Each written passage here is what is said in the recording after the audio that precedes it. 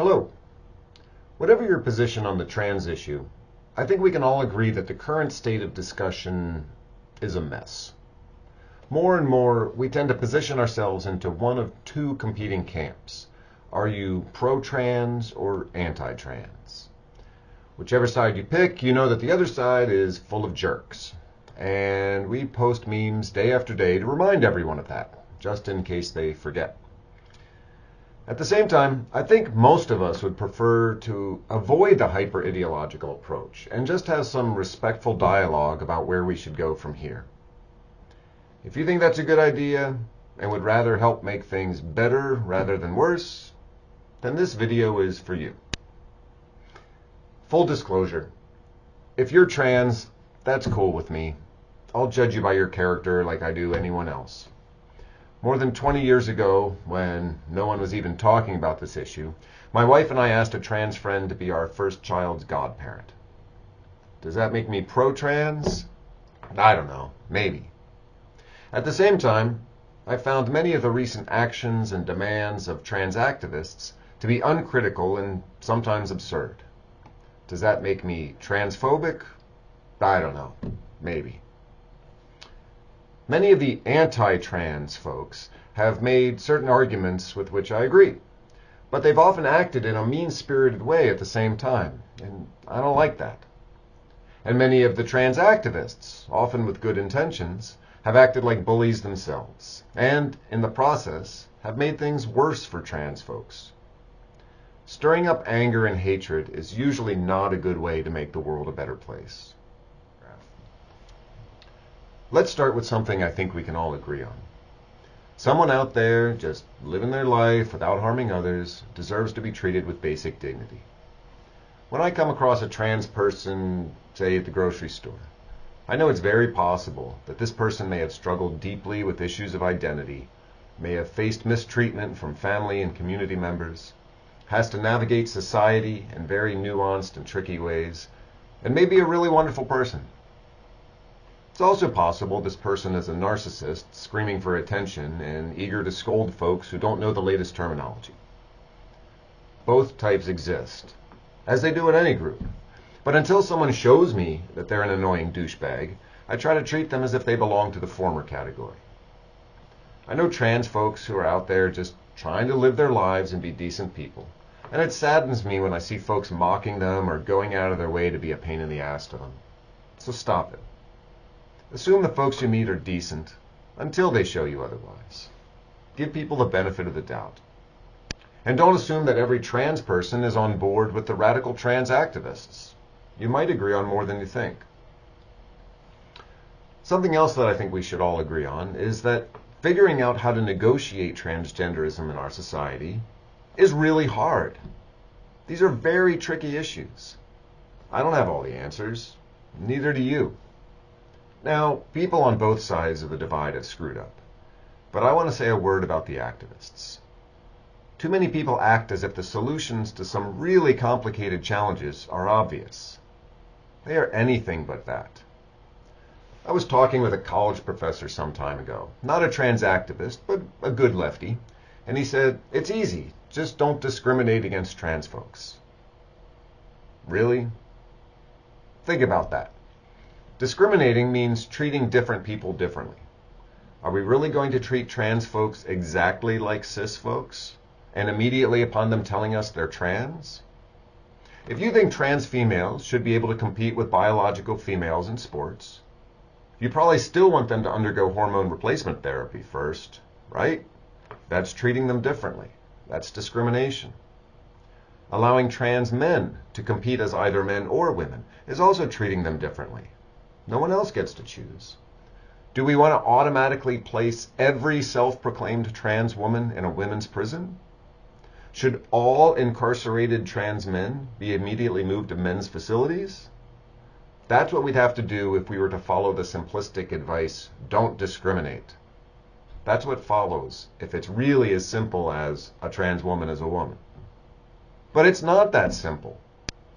What's the best way to handle things in the military? What's the best way to approach issues with assigning college roommates? How old should people be before they undergo sex reassignment surgery? What are the guidelines for the use of puberty blockers? Figuring out the rules for these and many other situations is going to be hard. Look, I've got some opinions on these matters. Chances are you agree with some and not with others. But let's all agree on this. These are going to be tricky issues that will best be resolved when we get a variety of people together to talk them through. But that just wasn't going to happen, was it? There were people who announced the rules, as in the case of sports, and then we were all supposed to just get in line. Even when there were clearly some problems to think through, people were simply told, disagree with this at your own peril. When people did raise questions about the new trans orthodoxies, some lost their jobs. The activists canceled J.K. Rowling. J.K. frickin' Rowling got canceled for questioning the new orthodoxy. She was regarded as so deplorable that colleges renamed their Quidditch clubs. People who had reservations about preteens making permanent life-altering choices faced vitriol from the enlightened. And medical professionals were not permitted to engage in open debates and dialogue. Parents who didn't like the idea of their young daughters going into a locker room or shower area with adults with male genitalia were shouted down as transphobic. The effect of all of this was that many people who wanted to see trans folks treated respectfully, but held moderate views, which, let's face it, today's moderate views are actually very progressive by historical or international standards. These folks were labeled as transphobes by the trans activists.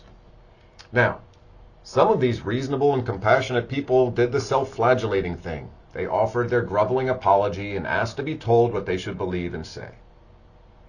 Others maintained their compassion for trans folks, but just stayed away from the whole conversation. And still others said screw it and punched back at the bullies. None of these three options are good for trans folks or for society at large. Personally, I won't get on board with those pushing back who also couple their arguments with nastiness, mockery, and name-calling.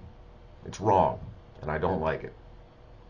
I also can't stand with the activists, who adamantly insist on a new radical orthodoxy, even when they can't define words like gender or, more famously, woman. And while I fear more people are shuffling to these extremes, I think most of us want to find an intelligent, critical, and compassionate place somewhere between the two. Colleges and universities should be leading the way in these discussions.